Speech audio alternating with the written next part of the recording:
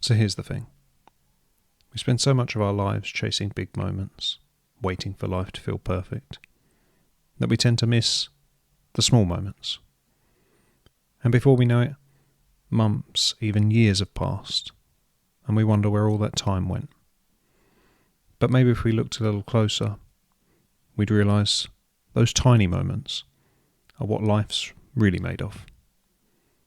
Take a seat. This is the Life Bench.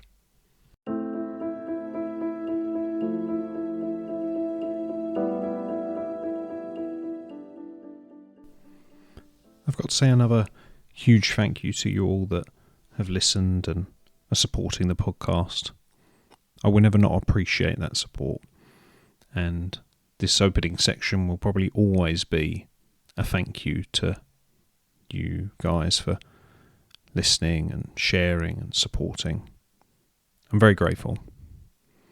I posted on my story on Monday that as of that morning, I was at 592 overall listens, which is amazing considering I've only been doing it for 3 weeks. So yeah, thank you so much. I also just want to mention a message I received on Tuesday from someone who had recently listened to the podcast. They shared their own journey of grief with me and went on to say how they'd wished something like this was around back then. They resonated with a lot of what I'd said and how much the episodes had helped so far. I was really touched to receive such a heartfelt message and so happy that what I'm doing is having a positive impact. I hope that continues for this person and, of course, anyone else that listens. The Life Bench is as much a dedication to ads as it is to helping others. If you feel the need to reach out, whether it's because you're struggling or if you're in a good place, please definitely send me a message. So the last episode was quite a heavy one, talking about grief. It wasn't the easiest to record, but honestly, after I'd finished it, I felt like it really helped me. Like it was another step forward in dealing with things. I hope it wasn't too difficult to listen, and if you needed it, you took some comfort in what I had to say. Certainly when I received messages like the one I've just mentioned, it reinforces the reason why I'm doing it. This episode's topic is a lighter and more reflective one, and I think it follows on nicely from the last episode, in the sense that reaching a certain point, and by doing this podcast, I'm starting to notice the little moments in life, the little moments that easily go unnoticed. I've started being grateful for them and, in turn, thought back over the years and enjoyed remembering some of those moments. There are so many of these little moments in life that, because we operate on autopilot a lot of the time, it's easy to miss them and not appreciate them. And of course, when we're younger, we don't have that wisdom to see them for what they are. It's not something we give much thought to at all. Recently for me, it's taking a slower start in the morning and enjoying a cup of tea, taking Benji, my dog, out, even if I'm tired and really don't want to. Silly conversations and moments of laughter with my wife, time spent with family, reconnecting with old friends, quiet moments when I'm alone and calm with my thoughts. For years, grief made me miss all these. I've also been more present and aware of my surroundings and appreciating the beauty in the world. Being outside in nature, feeling the warmth of the sun, or looking up at the stars and moon at night, something which me and Ads did a lot of on the Life Bench. We loved how amazing the sky looked on a clear night. And then I've been remembering the little moments over the years, moments I've shared with family and friends, how much we laughed in different situations, places I've been to and experienced, pets I've had or known, meeting my wife and our journey together, listening to old songs and the memories they evoke. And something else that I've been doing recently because of the reel I created, which is looking at old photos. I've got so many on my computer, and I've actually been sharing some with old friends. I always had a phone with a decent camera. I think it was a Sony Ericsson, and I took so many pictures. So yeah, it's been nice to look back and share some of these with others. I'm appreciating these moments now, and not to sound too hippie, but it feels good. I feel better for it. It's so easy to get caught up in the day and miss these moments. It's not until you stop, step back and reflect that you realise how important these small moments actually are. Now, I'm no expert when it comes to things like mindfulness, grounding, practicing gratitude. It's actually my wife who's taught me a lot of these things. It's actually down to her a lot of the positive health and well-being choices I've made over the years. Things like strength training, self-development from reading, learning about food and nutrition, sorting out my sleep routine. Having been diagnosed with OCD and generalised anxiety disorder, she's learnt a lot of different things over the years. Things that work and things that don't. And that in turn she's passed on to me. So now I'm trying some of them and seeing which ones work for me. I said we do things on autopilot a lot of the time, and we get caught up in the daily routine, where weekdays can follow the same pattern, and our minds are just focused on getting to the next big reward, whether it's the end of the day to relax, the weekend to do all the things we enjoy, time off from work, a holiday abroad. And because of that, we almost stop seeing what's right in front of us, those little moments. It's not actually all our fault. Our brains are wired to look for the next big reward. Psychologists even call it the hedonic treadmill, a loop where we're always chasing the next big thing, the next thing that we think will make us happy. And we get a dopamine hit when we achieve it, but almost instantly our mind is asking, what's next? Back in the day, that helped us as hunter-gatherers to survive, finding food, staying safe, achieving something to move the human race forward. But now, it keeps us locked in this constant cycle of what's next. And that's why it's so easy for the little moments to pass us by.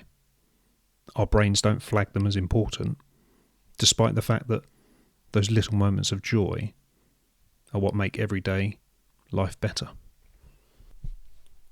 Another thing that's conspiring against us is the world we live in today. With technology and entertainment the way it is now, we're constantly distracted. Phones, social media, streaming services, short videos, always something to grab our attention. And our brains love it. They love that quick hit of dopamine from notifications, likes, messages, updates, or even just refreshing your feed. And a lot of the time, we do it without even thinking. I know I'm guilty of picking up my phone, even though I just looked at it 30 seconds ago. We're supposedly more connected than ever, but actually, these things are making us more disconnected from the real world. They're pulling us away from what's right in front of us. That first sip of tea or coffee in the morning, the sunrise coming in through the windows, our kids or pets doing something silly. So many little things getting missed because of technology. I should say I'm not anti-technology. I use my phone as much as anyone else. But I try to be aware of it and limit how much I'm on it. Social media makes things even harder.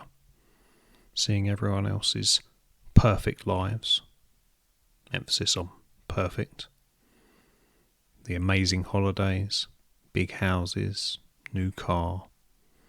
It conditions our brains to think that that's all real, that's normal, and that's what we need to chase. It starts thinking it can't be happy till we have those things. So a lot of the time we capture moments, not so we can remember them, but because it will look good online, or it's what others are doing, so we need to do it as well. These moments are being experienced through your phone screen. And before you know it, it's over. And you haven't experienced it at all. You see it so much at concerts now where everyone is filming the show, but they're not actually experiencing it. How often do we think that that video will get rewatched? I know some artists have actually started banning this, which I think is a great idea.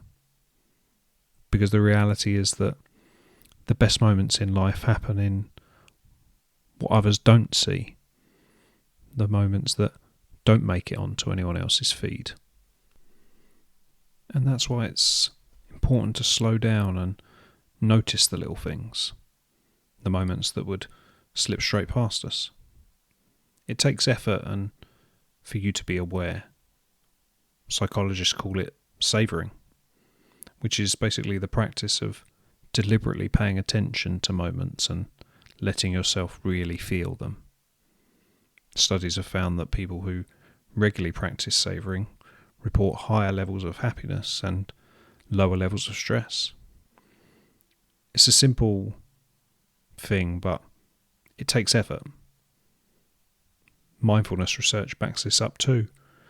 We can train our brains to notice these small moments, and over time, that makes us feel more content. I mentioned earlier that recently I've started doing this more in my own life. It wasn't a conscious decision, really. It was a combination of advice my wife has given me. I don't know why I'm not calling her by her name. A combination of what advice Amber has given me, stuff I've read in books and online, and then dealing with my grief and starting this podcast. I guess talking about life has made me pay attention to the little moments that I missed for so long. Now I'm appreciating those moments I said earlier, and more. Like the quiet early morning walk with Benji, being able to train and move my body, quality time with Amber, looking back on old photos, hearing a favourite song. They're not big flashy moments, and they'll be different for everyone. But by being aware and allowing myself to feel them, I've realised they're the good times. Try it. Take a step back and see what moments you notice. It'll take a bit of effort, but I think you'll be surprised by how you feel. As I said, certainly a lighter and more reflective episode this week. Quite a few facts and bits of information dropped in, because it's science. It's come to me in a strange way, but it's all backed up by science. And I guess what I've realised is sometimes the smallest of moments, the ones that may seem insignificant, can make the biggest difference to how life actually feels. We just need to slow down to notice them. So, yeah, thank you again so much for listening and joining me on this journey. Your continued support is very, very much appreciated. If you don't already, please give the Instagram page a follow and like all of the content that's already on there. Subscribe to the YouTube channel. And also, if you could rate and review the podcast on whichever service you listen to it. I'm told that the more engagement I get on these platforms, the more it gets shown to others, and that chance of discovery by people that don't already know about it goes up. So everything you do really, really helps. And of course, please continue to share it with anyone that you think might enjoy it. So to keep in with the light and reflective theme of this episode, the quote I've chosen to end with today comes from the 1986 teen comedy Ferris Bueller's Day Off, where a high school kid bunks off to have a day of fun in Chicago. Now, I don't condone kids bunking off school, but maybe it's a subtle reminder to us that sometimes we need to slow down and notice the moments as they're happening. Life moves pretty fast. If you don't stop and look around once in a while, you could miss it.